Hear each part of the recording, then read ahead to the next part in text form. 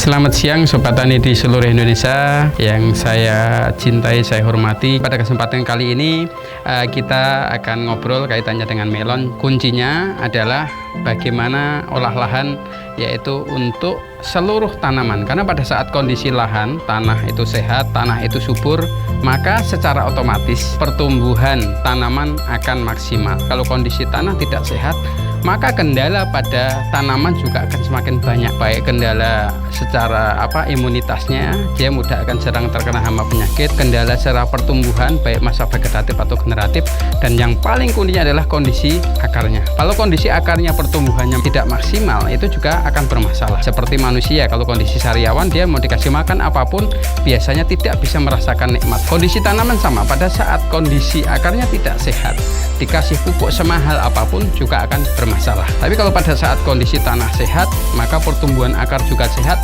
dikasih makanan apapun dia juga akan maksimal pertumbuhannya. Nah, kuncinya bisa kita cek yaitu dengan kondisi pH tanahnya. Kalau pH tanahnya netral antara 6,5 sampai 7 atau 6 sampai 7, maka nanti perawatannya juga akan semakin mudah. Pertumbuhan tanaman dari masa vegetatif dan generatif juga akan mudah. Nah, untuk tanaman melon, Bapak Ibu sekalian, para sobat tani dimanapun Anda berada, yang pertama adalah untuk perawatan, yaitu persiapan lahan melon. Itu nanti silahkan nanti bedengan ya di tanaman melon disemprotkan M21 dosis 150 sampai 200 ml itu merata sebelum ditutup dengan mulsa. Bedengan juga bisa pada saat dikasihkan pupuk kandang di tengahnya, dibuka kemudian dikasih pupuk kandang, kasih dolomit, semprotkan M21 kemudian ditutup tanah. Setelah itu sebelum dipasang mulsa silahkan disemprotkan yaitu M21 kembali dosis 200 ml. Karena untuk tanaman melon ini memang harus kondisi lahannya benar-benar harus ekstra subur, ekstra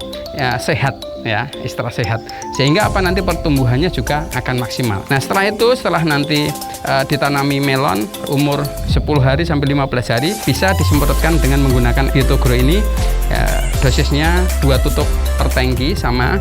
Kemudian nanti untuk kocor bisa menggunakan M21, bisa dicampur dengan Biotogro juga dibarengkan dengan aplikasi yaitu pupuk kimia. Nah, itu rutin dilakukan, insya Allah nanti pertumbuhannya akan maksimal. Hasilnya yang kemarin terakhir dengan rutin menggunakan Biotogro dengan didasari M21, hasil panennya walaupun menggunakan insek dan fungisida secara full rutin ya, bahkan 1 minggu sampai 2 kali, itu ternyata hasil akhirnya untuk tanaman melon ini bebas residu kimia alias sehat. Orang bilang itu organik ya, tidak mengandung residu sama sekali. Aplikasinya untuk Biotogro-nya ini bisa sampai akhir. Jadi pada saat nanti tanaman melon yang dietrel ya, untuk yang dietrel itu nanti bisa disemprotkan juga dengan Biotogro sebelum dipanen. Insya Allah nanti hasilnya akan sehat. Demikian informasi kaitannya dengan tanaman melon, semoga bermanfaat untuk sobat tani di seluruh Indonesia. Nanti silahkan yang mau konsultasi di konsultasi Biotogro atau saya dengan Junit Biantara. Semoga bermanfaat,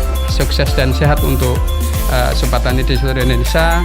Salam sehat, salam sukses, Biotogro panen tenang.